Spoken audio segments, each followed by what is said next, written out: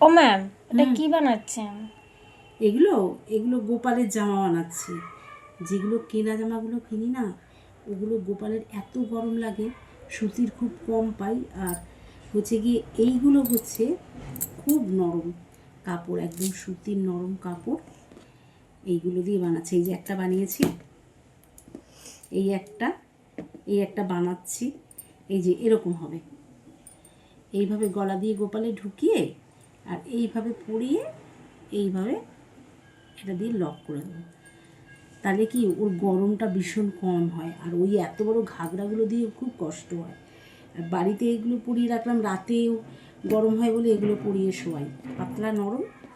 আর কোথাও গেলে ওকে জামা টামা পরিয়ে নিয়ে যায়, এমনি যখন দোলনায় বসে তখন বড় জামা পরাই। আর এখন এইগুলো ওর পরে আরাম লাগে। আমরাই গরমে কষ্ট পাই, এত হয় না, এত জড়ি জড়ি কাপড় পরে থাকলে আমাদেরই কষ্ট, ওরও কষ্ট হয়। তাই জন্য আমি সুতির কাপড়গুলো বেছে নিয়েছি।